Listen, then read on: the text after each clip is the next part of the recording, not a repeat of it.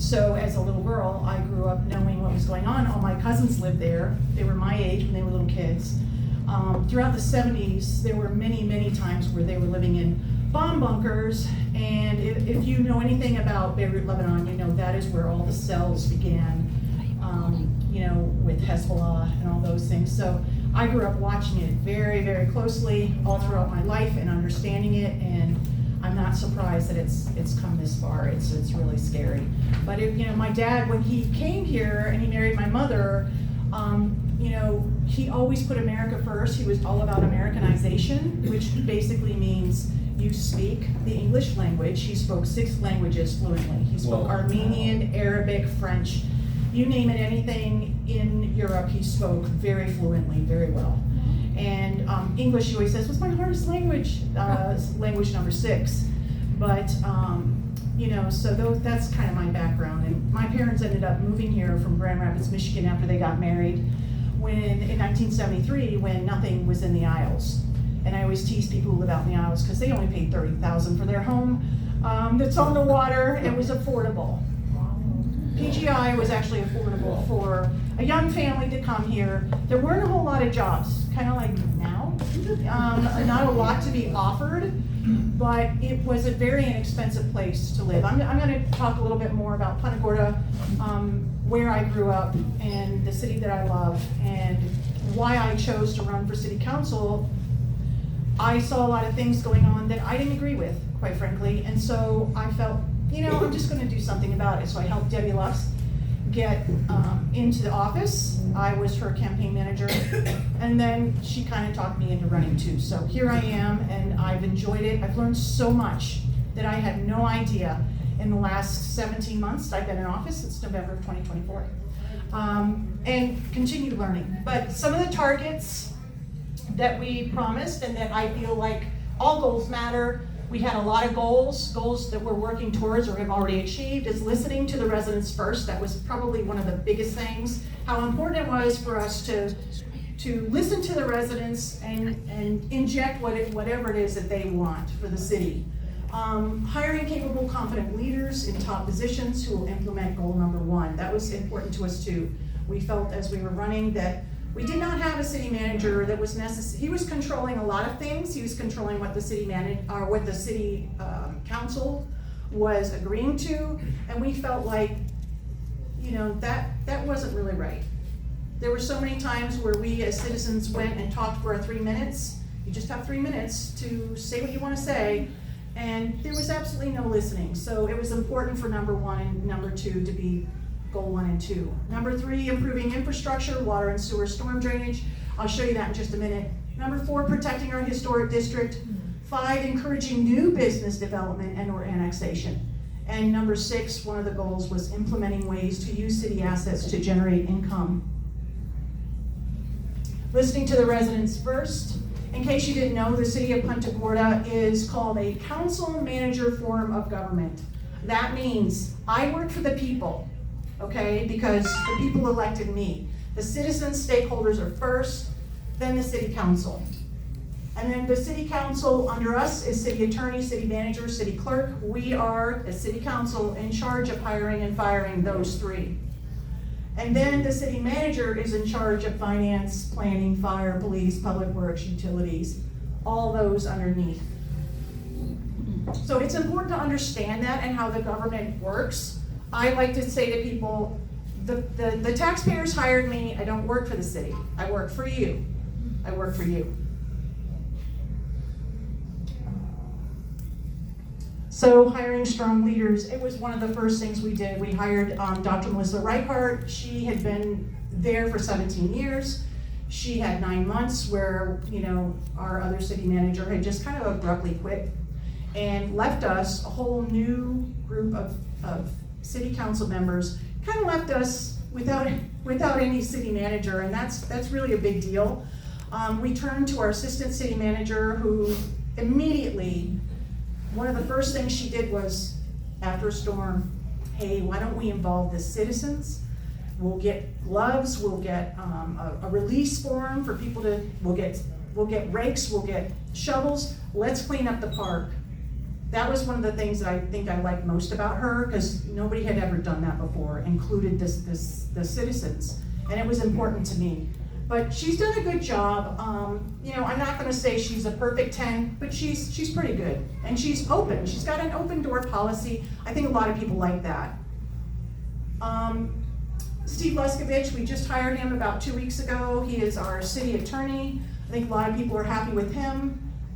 Again, our old city attorney just suddenly left abruptly. Didn't like the avenues that we were taking, so he kind of got up and walked out one day at a meeting, and that was fine because we hired somebody else in his place. And we haven't skipped a beat since then. Supporting infrastructure projects. The city of Punta Gorda's utility service reaches beyond the city limits. I'm sure a lot of you have read or know about that now. The area that is not highlighted is all the area that we, the city, supplies water to, okay? And that's over 35% of our utilities, you know, people who get water and sewer. Over 35% of it is outside of the city limits. So it's important to kind of know that is really a thing. They actually charge a little more. We charge them a little bit more, 25% more, to deliver water to them. And some immediate needs that we found as far as infrastructure is concerned is that we need to go ahead and rehab our water treatment plant, which is very costly. Our Shell Creek RO expansion is happening now, and an AMI water meter and box replacement. That means every water meter within the city is going to be replaced. That is to the tune of $197 million. That money will come from utility fees. So it goes directly to our citizens. And I felt like as we were going through this and explaining it all, the citizens were really kind about it because, you know, over the years, our utilities fees had not really kept up with what they should have. And we had to increase those fees quite a bit. And at first we got a little bit of rumbling, but for the most part, people understand that this is an emergency situation. We couldn't wait another 5 years, even they said. So a study was done prior to us letting the city citizens know this, and this is what we're doing right now. Again, all new water meters, those are coming. This is my house that flooded. And I like to show it because it's no longer there, and Mike and I are rebuilding. We flooded not once but twice to the extent that it was 3 and 4 feet of water. I know Danny experienced the same thing. The thing about my district, District 1 and Historic District, there are so many homes that people just left. And they're trying to sell them with just the muck still in them in some instances. It's really sad to watch. But the reality is that it does flood in downtown, and it floods in PGI in many of the older sections, the older homes. But we approved a flood study. And the flood study isn't cheap. It was $745,000. They're almost finished with this flood study. One of the goals, I believe, is it's not to prevent a Milton or a Helene. But what it is to do is when we have 2-foot high tide and 1 inch of water, we begin having flooding in our businesses in the historic district. And when our businesses are shut down for 2 and 3 weeks to dry out, it costs them a lot of money, not to mention even the cost for insurance. Their costs keep going up and up and up. So it's very important to us as city council members to take that responsibility, take that first step towards finding out what can we do. And supposedly when they come back with this, they'll come back with different ways that we can rectify the situation. So they can give us different choices and about how much those choices will cost. But again, it's not going to be cheap. We know that. Currently, our historic city hall has a new roof. So we did complete that. The city hall had been left for several years after Ian to just, there's no other way to say it but just die. It was left to have leakage in the roof. We were shocked when, again, the city manager now, said, hey, you wanna go see the city hall? She opened it up to anybody who wanted to see it. And that was interesting to me because she had said it's been shut up for 4 years. I wasn't even able to go in and see it. So I was very grateful that she opened it up to the community, check it out. And it really wasn't that bad for an old building, but it did have leaks in the roof. And that was the first thing that we agreed, hey, let's go ahead and fix the roof. City council meetings are currently being held at the Lashley Park Community Room at 120 Lashley Court, next to the Lashley Crab House. This is important because before, I don't know if people realize it or not, but we were having the meetings where the Military Heritage Museum is, and the city was paying $4,200 a month to have those meetings there. So what we ended up doing was we said, you know what, because after the storms the elevator didn't work anymore, and you cannot have meetings without an elevator working. So we said to our city manager, then assistant manager, she said, you know, I think we can clean out this building and we can just have the meetings there. And so we do it, and we do it for free now, so we don't have to pay that $4,200 a month. It saved the taxpayers a lot of money, so. That's impressive. Protecting and enhancing the historic district. As you drive over into the city of Punta Gorda, you'll notice the Freeman House. There were so many back and forth by the old city council about what they should do with it. They were gonna envelope it. It was gonna cost $2 million just to close it up. What we decided to do was work with the CDBIA.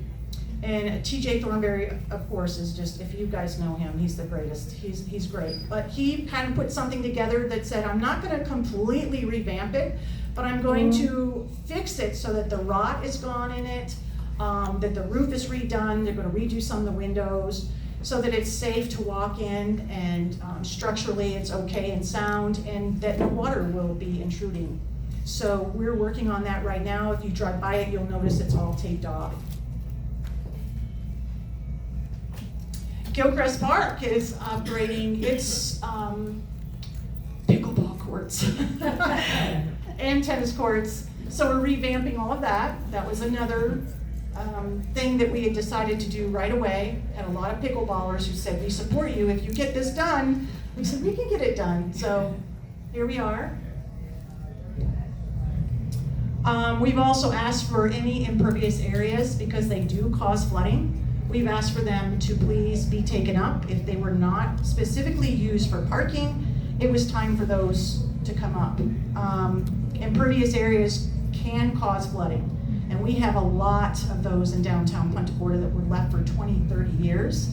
The law is actually in place to have these taken up and turned to grass, but it's never been enforced until we took on the problem. It is a problem. And this is the old Safeway lot, USAVE lot, excuse me, the old USAVE lot. The guys, they tore it up right away.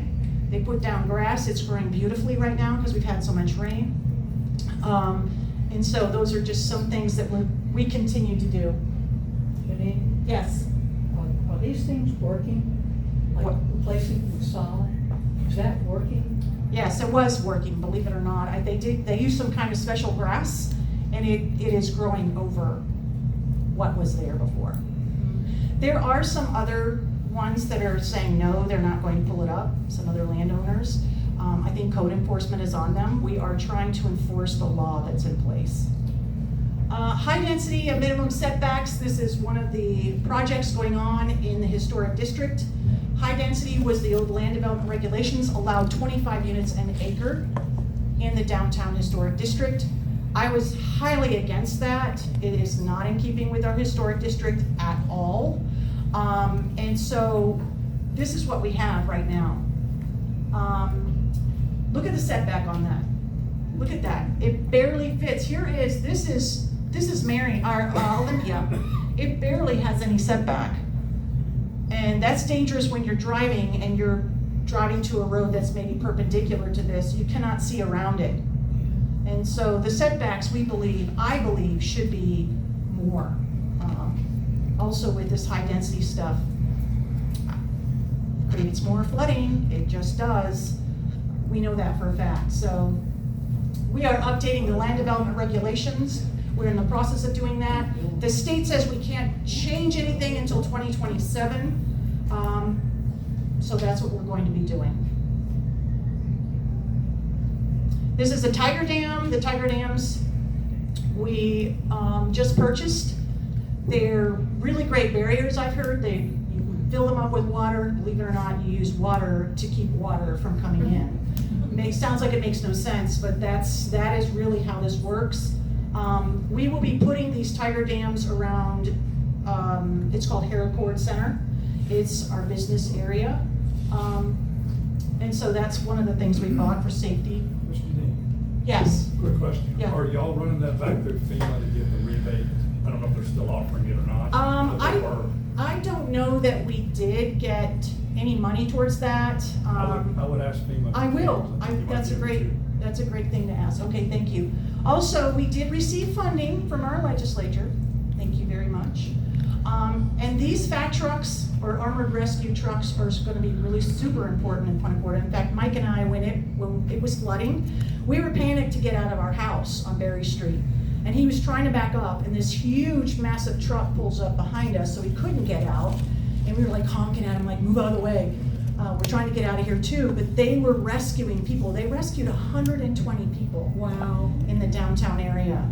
So we borrowed a truck, apparently. The firemen borrowed a truck, I believe it was from Northport. And so we decided, you know what, we could use a rescue truck. And sure enough, we went out to Tallahassee, asked for it, and we were given most of the funds to pay for it, and we're very appreciative of Vanessa Oliver for doing that for us. So, How much are yes. those trucks? This is out of curiosity. They're a couple $100,000 each, or $500,000 each. Yeah, they're not cheap. They're not cheap. Nothing's made in China. I hope we don't have to use them, but you know, we do have them if we have to use them. Encouraging new business development. There is so much business development going on right now in the city of Punta Gorda. Mike and I talk about these kinds of things all the time. We think this is the most growth we've seen in commercial in the city of Punta Gorda in many, many years. So one of them is Bay Street Yard is coming to downtown Punta Gorda, live entertainment and sports bar and grill on East Olympia Avenue. This developer is actually went to Charlotte High School, grew up in Punta Gorda. He's so excited about it.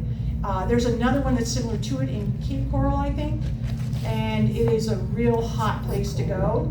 So he's very excited about doing this in his own hometown. Seven Brew drive-through will soon be coming. It is right next to the brand new Fifth Third Bank on 41.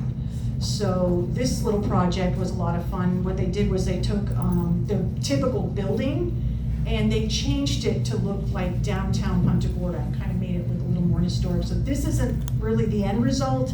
They changed some of their prototype building and worked with our city building staff to come up with something that would look cool in downtown. So this was just approved.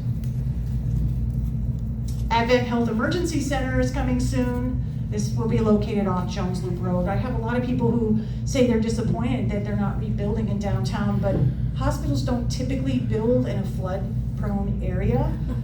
There's a reason for that. And so, you know, there's a reason why a lot of things are moving out towards I-75 and Jones Loop. Obviously, it's less expensive to build when you don't have to build up so high. We're finding that out right now with our home building. You have to build a building before you're really building the living space. So the hospital has decided they're going out to Jones Loop. They will have between 80 and 100 beds. I did talk to them directly. That's what they're going to start off with, is 80 to 100 beds. They're going to get the emergency room area going first, and then they'll slowly move on to the hospital area. Question, 80 Yeah. to 100 beds doesn't seem like a lot. No, I know it. Why did they decide on that instead of more? Yeah, there were 250 beds at the old hospital that flooded. They said it was typically not more than 45% occupied. And so that's where they did all the numbers and they assured us that 80 to 100 beds would be plenty. Okay. Part of the reason for that's why there's a floor in Fawcett that's empty. You can't find nurses and doctors. And Could that's be. the reality. And there's people waiting downstairs. There was a whole empty floor at Fawcett. Right. Where in Jones Loop is this? This is, Mike, can you explain exactly where it is, the new, it's It's on, gonna be, on the, south side of Jones Loop. just west of Albany. just west of Aldi, so just past Aldi. You know where all that development is going on right now with houses and, okay, and so let me mention that while I'm out there, let's think about that area. We have Chick-fil-A, that's Punta Gorda, that's coming up. We have, what is the place you'd like to go to? Panera Bread. What's the other one? Chipotle. So Panera Bread, Chipotle, Chick-fil-A, these are all going out in our area, within the city of Punta Gorda, so. That's a lot of development. And I don't wanna hear anyone say there's no development going on in Punta Gorda. There you go. The city of Punta Gorda has begun a feasibility study that could lead to the annexation of up to 18 businesses. This is something we're working really hard on. We need more commercial income tax. The problem with the city is that we're built out so much with so many homes. We don't have a lot of commercial property left, we really don't. So the answer to that is annexation.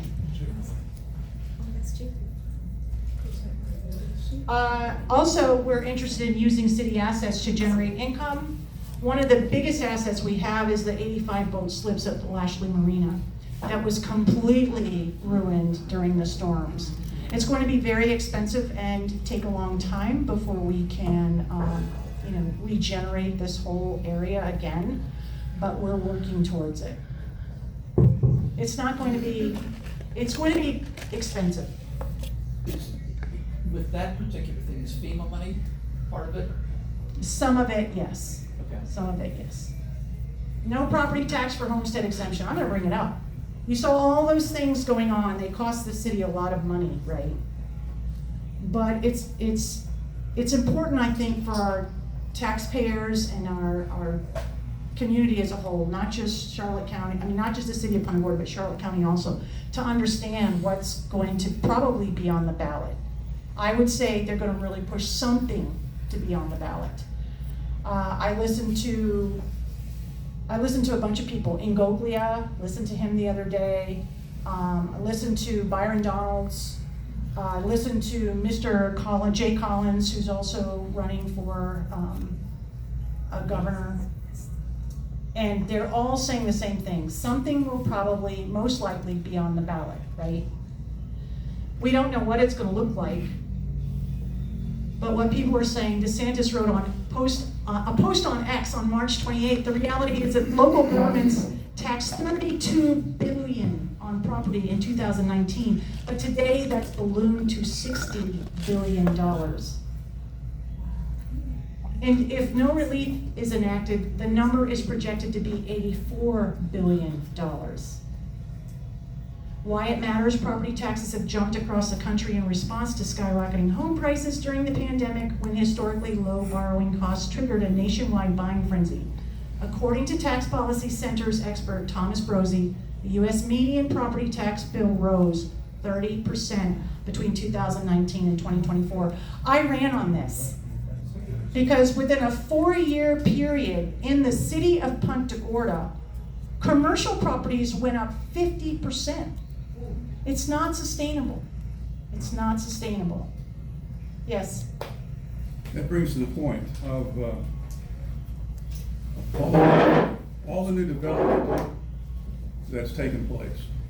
There's a thing called impact fees. They've been around since like 1982, 3. Yes, thank you. I was here back then and we were dealing with it. We are collecting, I'm speaking for the county. The county is collecting about 35% of what our neighbors are collecting. Well, the impact fees are to pay for roads, schools, hospitals, all the infrastructure needs. Every time there's something built, a house, a retail store or something like that, it's increasing the need for that service. The taxpayers shouldn't be paying, they've already paid for it. The taxpayer, the existing homeowners shouldn't be paying for it. It should be the new business, the developers coming in with the new development, they're the ones to be picking it up. We've got a county to the north of us, they're gonna be paying $30,000 a year for a house. We're right now just a little over $8,000 per house. So, we're getting, pardon the expression, folks, we're being screwed, okay? And our county commissioners are looking the other friggin' way. Pardon the French. No, The city of Punta Gorda did a study, And because that study showed that we would have to increase our impact fees more than what you are legally allowed to do, then we were allowed to do it. So we increased ours quite a bit. I know, over but that's the 50%. bottom line. But you're right. It's limited. It was shouldn't be limited. years. Well, because Yes. Charlotte County didn't increase, they dropped it back. Right. And then they held it back there. Right. For a number of years. So we're far behind. That's not exactly what happened. It's close. No. I'm gonna go on, I'm gonna move on, and then we can talk about it. We'll come back no, to that. The important thing is, and I'll say, Danny and I have talked about it, the ability to control impact fees was taken away from the local community, and parameters are set by the state legislature. And when I questioned Mike Grant on that, because I said, you're taking away local autonomy, and that's what Republicans believe in. And Mike's response at that time was, well, yeah, but we have real problems in Miami and Orlando and Jacksonville, and so we had, Danny and I recently talked about it, and I said, well, why didn't you say cities with over 500,000 and let us do it? So we're limited. And I will tell you this, when I first got on the commission, I'll say it, 16 years ago, I wanted to keep the impact fees low. We were coming out of a recession. We didn't have any development. We needed it. And as the years have calmed down, I did that for 2 or 3 years, then I wanted to increase them, and then we're gonna increase them again, then we had to wait. And then the state said, well, you can only increase them so high. Right. And And you that's where can, we but got you caught. can do a But we're getting study, screwed. we did do a study. But the state That's, controls it. We can only do so much. the state though will allow you to do a study, and we did do the study. And we did so that. We we got the increased extra them percent. beyond what But is it's still not allowed enough. typically. Danny? So I just want to add things, because I think we've asked the wrong question, in my opinion. And it's not how much are we going up. The problem is we have a lot of, I can talk loud enough. Well, The problem I'm is, trying to record it to the- it's, the problem is not what we're charging for the impact fees. The problem is we have so much infield that's happening as well. And you can't use impact fees for the roads that are already there. It's only for new roads. True. Can't use it for the other ones. So at that point, we've gotta have that conversation, which I know is happening in Tallahassee. And then with the studies that go in place, because what we can't have is all of a sudden, you say, well, I don't want anybody here anymore, so we're gonna make impact fees to where nobody will pay them. That's not the way we're gonna work in the state. Well, I wasn't born yesterday, and the I bottom know line you is, were. we've got 2-lane roads around here that need to be 4-lane, okay? And that's where that money will go. And it's a short situation right now, because the money should be there to widen the 4 lanes. And the price of that road in particular, and everybody I think knows which one I'm talking about, is probably almost tripled now in cost over the past 5 or 6 years. So I mean, that's where it's at. All right, well, let me keep going on here because the city of Punta Gorda had not lowered its tax rate for a long, long time. 12 years where they did not go with the rollback suggested. So here was 2014, the rollback was a little bit less, and it went on and on and on for 12 years. Now, look at our taxable values. They went up exponentially during COVID. But the city council at the time decided to keep raising and raising and raising, and then kept the millage rate the same, which is still raising, because when your taxable values go up and you keep the millage rate the same, you raise taxes. So, that was something that we really talked about a lot while we were campaigning in 2024, just to teach people, even though the city council is saying, oh, we didn't raise taxes, we kept the millage rate the same. You kept the millage rate the same while the taxable values went up. So this was the first year in 12 years that we went with the rollback rate. It didn't save a lot of money on people's tax bill, The values but have at gone down. least, okay, but the values, remember, you're a year behind. So 2025, you're looking at 2024 values.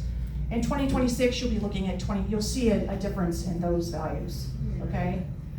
But, that's something that was important to me. I feel like this is why, okay, this is the ultimate Doge. This is what is coming before us on our ballots in November. It is the ultimate Doge, okay? It's, oh, you're not going to cut back? Well, we're gonna make you cut back. And so I think it's important for you guys to know as voters. Current House proposals, this was put out by the county and the city. The city copied the county, I believe, on this. But these are all the different tax proposals that Danny will go back and help decide on. There's more than just that. There's all those. Yeah, there's 8 of them. Okay, but all of them do include, and they don't put it on here, that you cannot lower the police and fire. Have they included fire? Yep. And those Okay, can't lower police and schools fire, either. and you can't lower school. So, the citizens are still going to be put on, you know, for the police and fire. And it's important to understand that even though there would be cuts, there won't be cuts for police or fire. We're not going to be able to, as a governing body, say, oh, we're gonna cut our police department. Can't do that. And it's gonna be the 2025, 2026, or 2026, 2027. Whichever one is more, I believe, is the one we're going to have to keep up with their, with how much they spend. So we have to keep it, we But can't you cut. can contract with the county if you wanted to eliminate the expense. That's something that you might want to talk to city council about. So there's a lot for Danny to do when he goes back. I know Representative Nix is gonna be super busy deciding. But what I'm hearing is something will be on the ballot, and once it goes on the ballot, how many of you are going to be voting yes on no homestead taxes? How many of you would vote yes for that right now? Yeah. If you're retired, you're living on a fixed income, you probably aren't going to want to pay those taxes. Go back to the school situation. The enrollment here has gone down. Yes. Okay? So how can you say you keep the taxes there when the enrollment number of Because you students? still have schools to keep up with. I understand, Yeah. but you don't have the need for the number of teachers and all the infrastructure That's things. true. And in fact, the same number of schools. Where we came from before we moved here 40-some years ago, Broward County, they're closing 6 schools down there this year. Wow. So, I mean, Well, enrollment has gone down. You know, we can talk about this all night, but Yeah. really, truly, since COVID, it's not easy to live here. You've got the taxes that have gone up exponentially. You've got the flood insurance that, I don't know about you, but it's gone up double in the last 5-6 years. And, you know, even gas has gotten more expensive, or having your car and having insurance on your car has gotten more expensive. So, Yep. so there are a lot of people leaving the state of Florida, even though they always tell us there's so many coming here. You know, There are people leaving too. yeah. Tim? You know, I just sit here and you think about your comment about COVID. And after COVID, I remember, because I was the only citizen in the chamber that day, with you, Commish, when they shut down the county, the city basically. And what just shocks me is that our chief of police would have the audacity to come before all the citizens and the guy who left the police station to come down and insult Mayor Lux.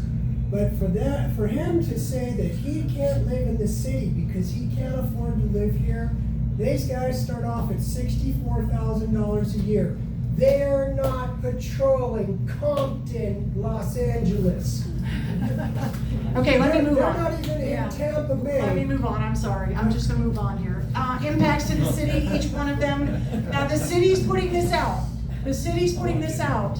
What they want to do, or what they feel that I should be doing as an elected official, and I know you're giving me the dirty looks, they want us to teach you all, they want us to teach you the effects of saying yes to this tax reform, okay?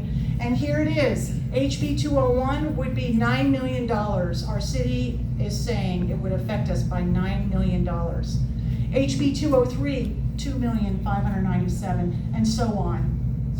So it will financially affect us, and I'm just putting that out there.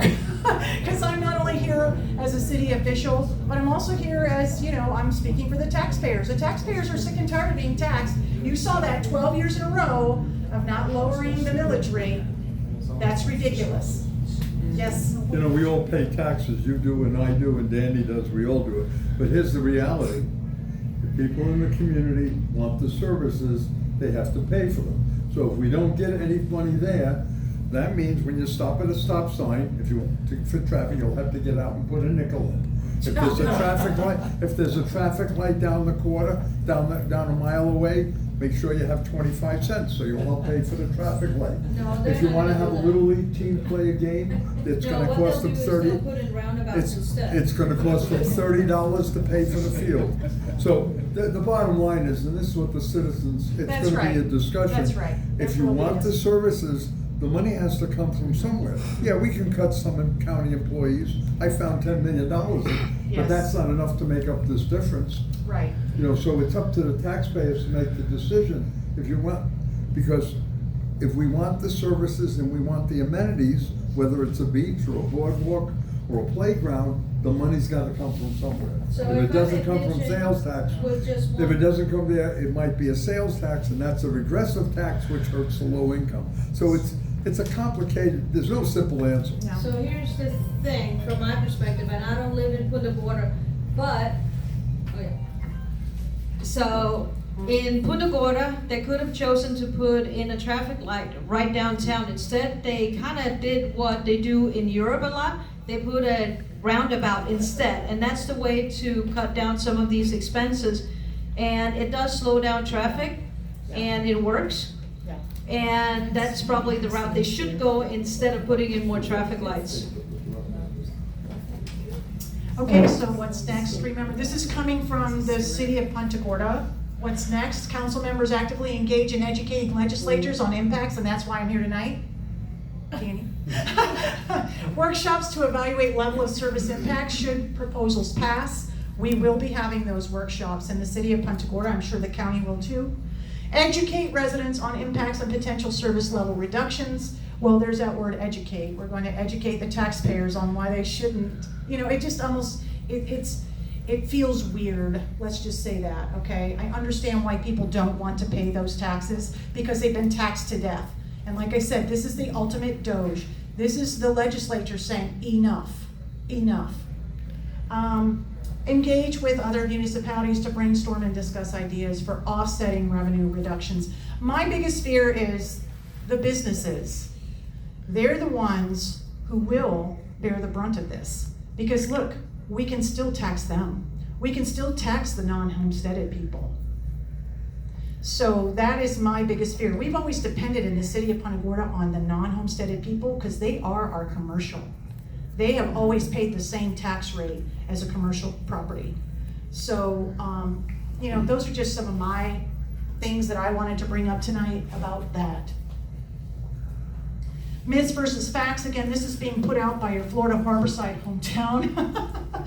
Eliminating property taxes will lower costs for everyday Floridians. But the fact is, it won't be a tax cut, it'll be a tax shift. That's what they're putting out. It doesn't mean I agree with it. I'm just saying, these are things that you need to be prepared for, that the county and the city will both be discussing. Scrapping property taxes won't impact essential services. They're calling that a myth. Services like public safety, parks, clean water depend on stable local funding. That is a fact. This plan gives communities more control over their future. That's a myth. Remember, the city's putting this out. It does the opposite. It centralizes power in Tallahassee, giving special interests more say, while everyday residents lose their voice. So it's something to think about for both our city and our county. And that's really the end of my on target. Very good. Yes. Representative. I do want to thank you because you've done an amazing job Oh, serving thank you. as well as how you presented tonight. Trying, thank you. Yes. Just to give a quick update, I met property tax 3 times with the county, 3 times with DeSoto County, 3 times with Sarasota County to make sure I could talk about our budgets. We tried to connect, but they don't know what happened with the city. But I would love to meet with y'all at some point so I can make sure your voice is heard up Yes. there, since I'm on that committee. Yes. What I will say is, everybody needs to remember one thing.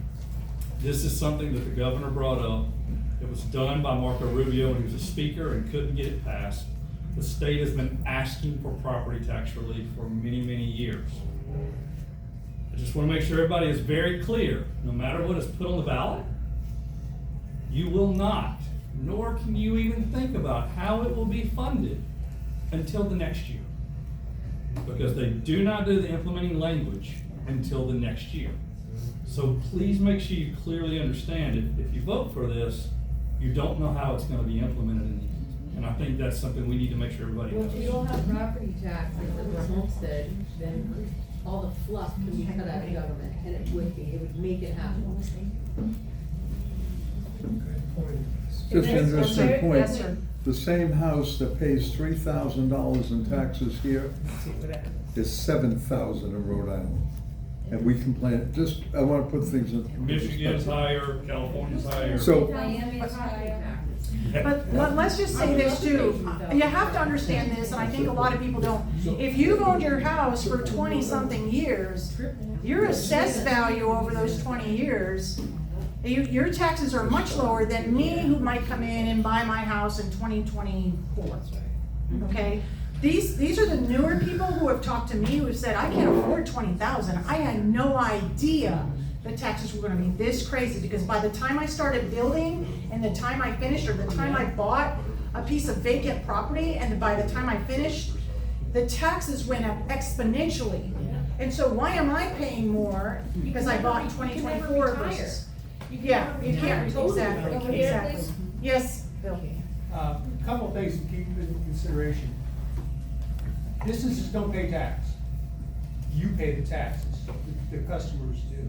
The second thing is those that aren't homesteaded, when their taxes double, and I've got people that I know that we bought our houses at about the same time, and they weren't able to homestead for various reasons, their taxes are now double what mine are. Yeah.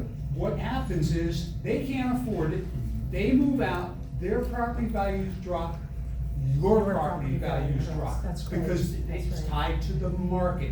You get evaluated on sales related to your house. Now, I'm not talking against it, I'm just saying it's a very complicated ordeal. That you gotta make certain you understand the full scheme of things.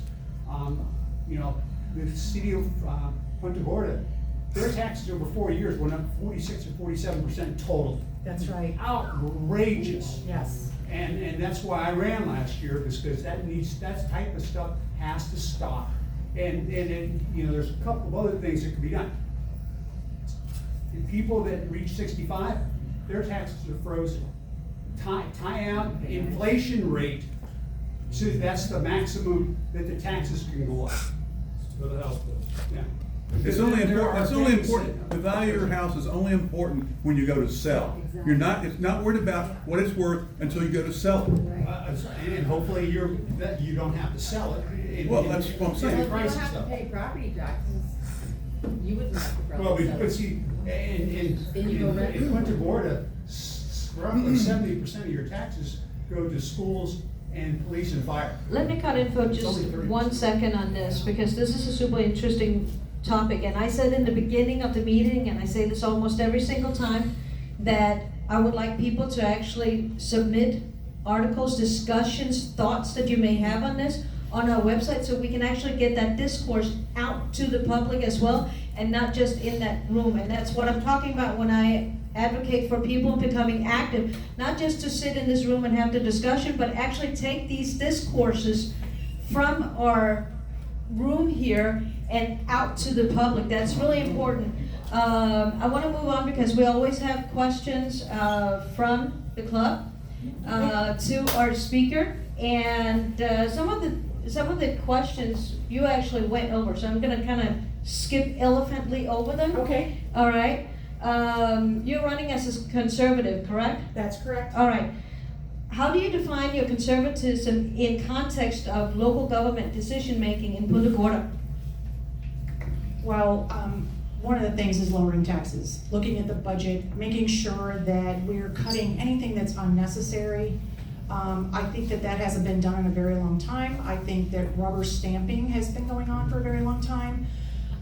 You can ask Mike, I do a lot of homework long before this, so we've made them put out the agenda 2 weeks ahead of time so that we as city council members can look through everything and make sure that, you know, we've done our homework. So basically, it's, you know, looking at what's coming up and budgeting. And I can be honest here with you guys, right? Yes. So, Please. so the employees, I mean, think of it this way, the employees don't mind if you say yes as a city council member to things. They're okay with me saying, oh, 10% for the police, yeah, let's just do it. Because that means 10% for everybody, for the most part. It means 10% for fire, and then the employees are going to want 10%. Oh, yeah, the councilmen, they're okay with giving it away. We're not. We see what's in front of us, okay? We know that we have to be careful. And that's one of the things with the police, I'm sure you all have seen, that we went ahead and said no to giving them the 10% raise. They got the 4% raise, but we didn't give them the 6% on top of that, because knowing what's coming in front of us, why would you step on the gas pedal if you know that there's a wall in front of you? We have to be careful. We don't have enough money in our reserves, which is where we're going to take this money from. Our reserves. Guess who put those reserves there? You did, the taxpayer. They're not for employee raises. It's for emergency situations only. So those are just some of the things that I hope show that my conservative values. What specific policies and votes demonstrate your commitment to limited government and fiscal responsibility? Would you say that your decision not to give them the full 10% is part of that? Well, we're still in negotiations, so I can't really say what we will be deciding on final. My thing is that if we had 4% in the budget, that's what we had in the budget. Period, end of story. We're not going into the taxpayer fund, is what I call it, because they're reserves put there only for emergencies. So yes, I do think that that was part of my decision as a conservative. Cuts out a couple of questions here, so that's good. Let's move on.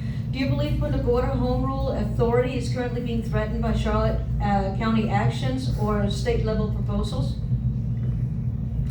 Well, you could say that if a legislature doesn't speak to you first, they really don't either have respect for us as city council elected officials. So, you know, it's more than just the county, all right? And I wouldn't really even say it's the county, it's more the state. The state has mandated certain things that we can't change, like land development regulations, for instance. After a storm, we're stuck with whatever it was we had in place, and we can't change it for many, many years. That was a big problem for us.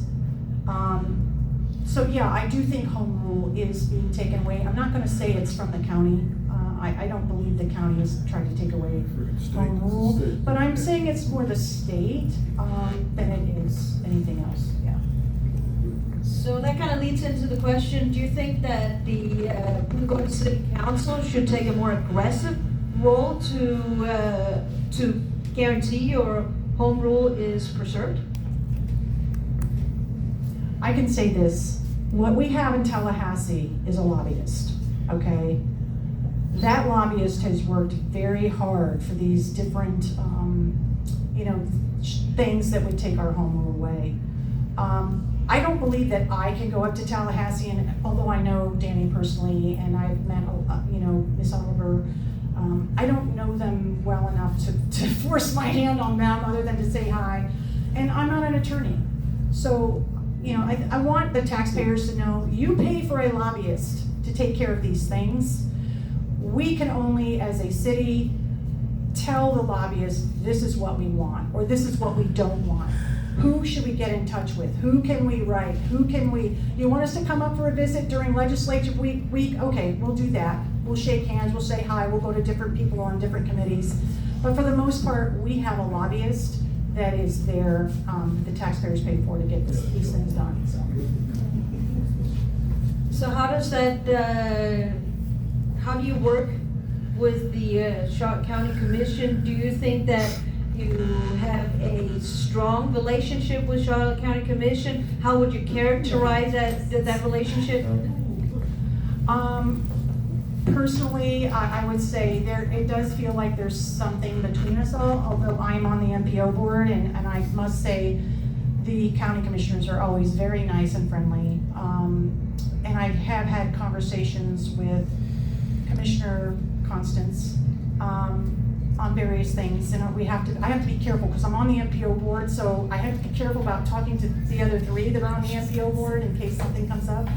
But for the most part, I feel like we're not, as a team, working together. And I wish that whatever is there wasn't there. I don't know why that is. I've only been in office for 17 months. I feel like it may have been something that happened before. I don't know. We've tried to reach out and tried to say, hey, here's a list of things, we want to have a meeting with you.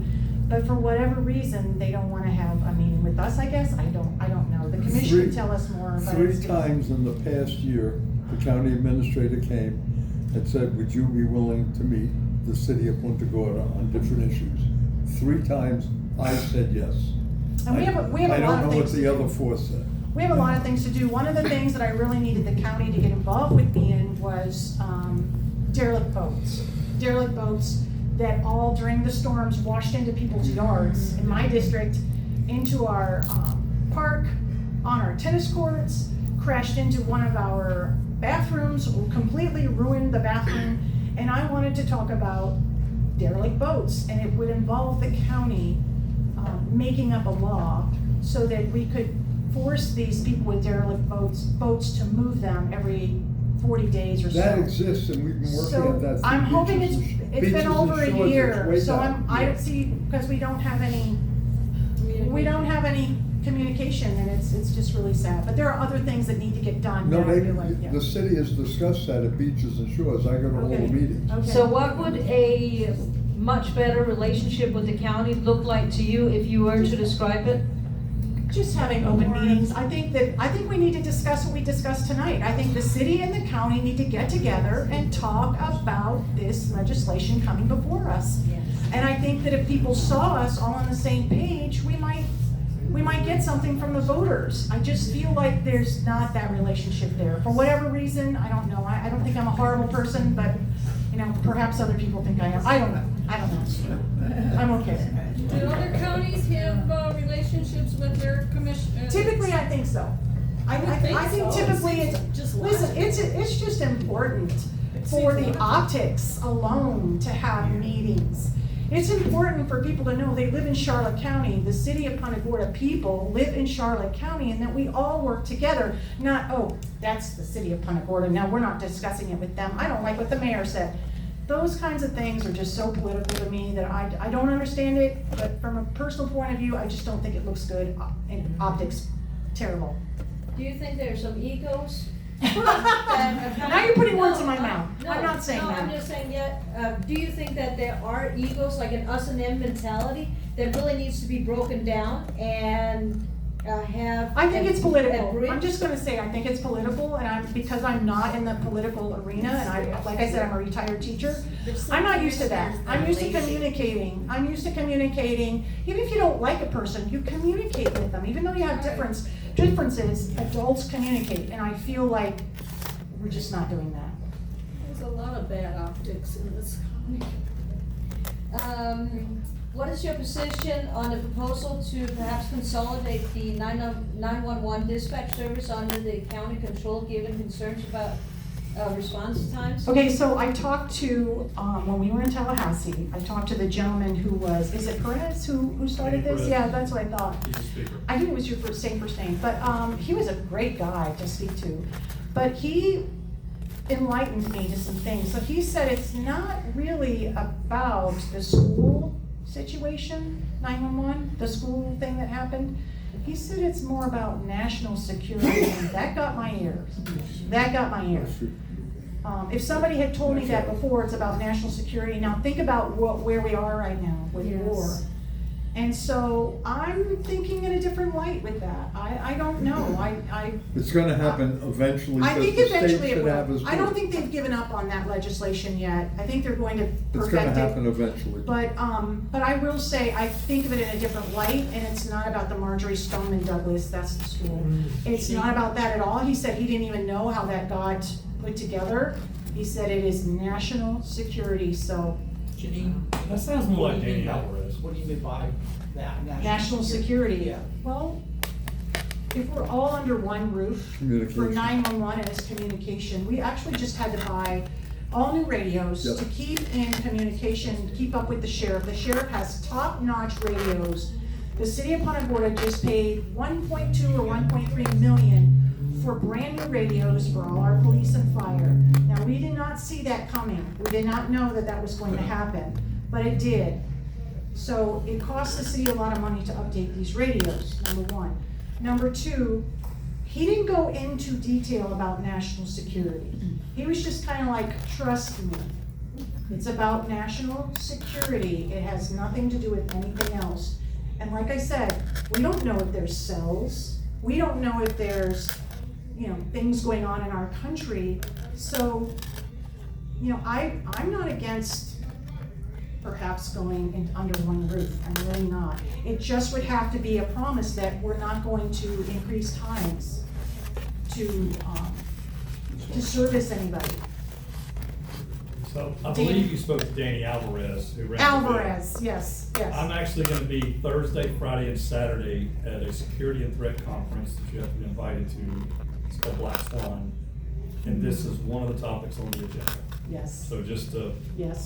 It's preparing our cities and our counties for the worst case scenario. Okay, that's all it's about. Deborah? Yeah, I'm a guest tonight, this is the first time I've been to this meeting, I don't know. And. She speaks loud, especially when it gets Go ahead, bad. Deborah. Yeah, my question is, we have an election coming up. I'm petrified of what's gonna happen in the state of Florida. I think Governor DeSantis has done an outstanding job, and we're not gonna have him. And the people that I would like to see some sort of a round table. I'll help, just ask, some sort of a round table, because right now, I am seeing things that I don't like. I'm seeing things that, people have not made, some of these folks have no accomplishments whatsoever. They just have fabulous publicists, okay? And there's a lot going on in this state, and there's a lot going on for the fight to be governor. And I think we need a round table. I wanna hear from them. We need to be big. Everybody needs to come to this thing, and we need to ask questions. Because I am sick and tired of watching some of these guys photobombing everything that our representatives do up in Washington. There's someone that comes out and photobombs them. They're always standing in the background, but I don't think they accomplished anything. Yeah, go ahead. I was just going to say that there is an event on May 16th Oh, at the Charlotte County Fairgrounds where we're gonna have a lot of grassroots candidates, including Bobby Williams and a few others that are running for governor and several other positions. If you would like to come, I can send you the information. Jay Collins gonna be there? Rachel Rodriguez from Miami. Are these people, like, for instance, Jay Collins is gonna be there? No, grassroots. We're talking about grassroots. Okay. Matt the Weller's gonna be there for Florida Matt State the Weller will Agriculture be there. Commission. Yeah, I'm hoping that maybe we can get some attention. I know we're small here, but maybe we can get some attention if we invite Northport and we invite Yes. Cape we are. Coral in, and So- then you invite some others in and say. I will tell you their travel schedules, all of them, Jay Yeah. Collins, Paul Renner, Yeah. Byron Donalds are extremely tight right now. We don't want them anyways.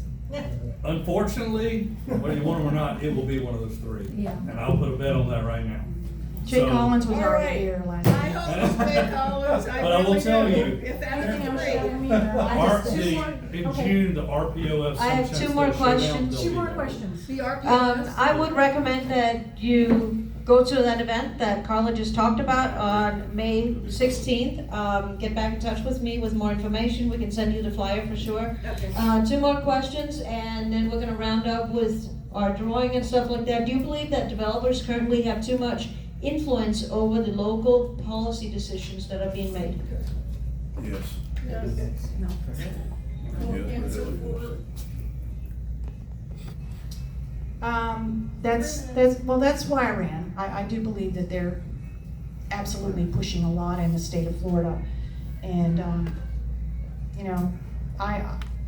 I love the wildlife here. I hate that they're going in and just careening and cleaning out for these huge housing industry type neighborhoods. Both my sons worked for, one worked for Pulte Home, the other one worked for Lennar Homes. The one that worked for Lennar Homes last, he was actually let go in the last 8 months because they are starting to cut all of their construction managers. So if that doesn't tell you how the housing market's going, number one. And number two, once they build all of these houses, as the baby boomers die off, my concern is, are we going to have empty shells in the state of Florida? I am really concerned about that for my children and my grandchildren in the next 30 to 40 years. Are we overbuilding? You all know our water restrictions.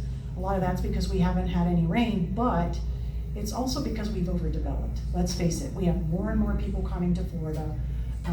But my biggest concern is, yes, I do believe that we have overdeveloped. If you drive down anywhere north or south of here, and you see all of the multi-families that are going up, and they still have come in, and they have their phone number written really big, so I know that they are not 100% occupied. And that concerns me, that they keep building and building and building. And once Lennar Homes is laying off their construction managers, that tells you they know, they see 2 years ahead what's coming. 2008 all over again. Well, I can certainly attest to that in South Gulf Coast with plenty of vacancies there and they keep building. Last one, why should voters trust you to stand firm against both county overreach and political pressure even when it may be unpopular? Well, I've said my fair share of speeches in front of the county commissioners. I don't think they appreciate it, but you have to fight for your city. And I've learned to do that. I think I'm kind of I'm not that kind of a confrontational person typically, but when it's a decision that makes me angry enough, I have to say my piece. Also, I will say that with this whole police thing going down, we're being blamed for not giving them the raise, and shame on us, and how can you do that? And it's not a popularity contest. It's just not. And you cannot worry about, oh, I have to please everybody. You're only there for the taxpayers. You really are. You can't please everybody. And so, I'm sorry, but that's how some of the decisions go. And I've just learned that it's not a popularity contest. You have to speak up for the taxpayer. Good So for we're you. with the badge of honor. Thank you so much, Jeannine Polk. How do people reach out to you for your campaign? Just call me. Very good. So I'm gonna have You don't Zachary. have-